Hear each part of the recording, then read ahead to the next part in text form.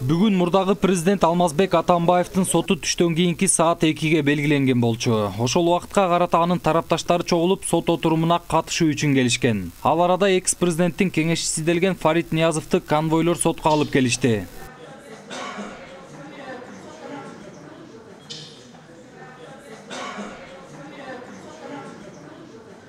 Ошентип сот отуруму да башталды. Отурумда тараптар сөз алып, экс-президент Алмазбек Атамбаевдин катышпай турганын айтышты. Анткени анын ден соолугу кескин начарлап, жүрөк жана омурткасы ооруп жатыптыр. Муну эске алган судья сотту жылдырып, 18 январга белгиледи.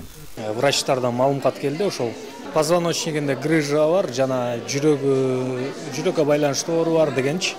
Ден соолугунун айынан соттук отурумдарга толук калымдуу катыша албай атат. Мындай учурда 146 беренеде жазык процессуалдык кодексте ишти өзүнчө өндүрүүгө бөлүү каралган. Буга чейин эле биз өтүнүч киргизгенбиз. Мен кайрылуу жасагам судьяга, бөлгүлө башка адамдардын иши токтоп калбасын.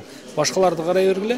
Алмазбек Атамбаев ден соолугу калыбына келгенде катышат жана иштер каралат десем, судья бул маселени караган жок. Эми дагы бир ирет биз өтүнүч киргизебиз. Эми окуянын чоо жайын айта кетели. Атамбаевга карата козголгон бир нече кылмыш иши ноябрдан бери бириктирилип каралууда. Алар Кой Таш окуясы, Кой Таштагы жер тилкеси, Бишкек жебиндеги коррупция жана Терек Сурма кенидеги жемкорлукка байланышкан кылмыш иштери.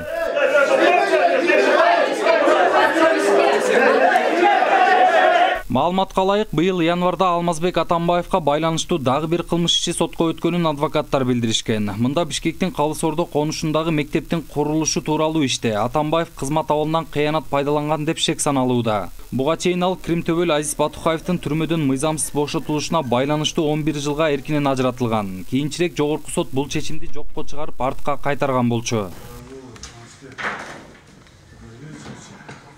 Эскертсек, Алмазбек Атамбаевдин ден соолугу начарлап жаткандыгы боюнча буга чейин анын жакындары жана жактоочусу тарабынан бир канча ирет айтылган. Анын негизинде тийиштүү тараптарга ырайым суралып кайрылууда жолдонгон жайы бар. Көп өтпөй улуттук коопсуздук боюнча мамлекеттик комитеттин тергөө абагында отурган Атамбаев саламаттыгына байланыштуу жаңы жылдын алдында Бишкектеги номер 47-колонияга которулган. УКМКнын төрагасы Камчыбек Ташиев Атамбаевден өзү кабар алаарын 5 январда маалымат жыйында да билдирген. Жолдар Бузумов, Нурбек Жеңишбек уулу, Нур Ньюс, Бишкек.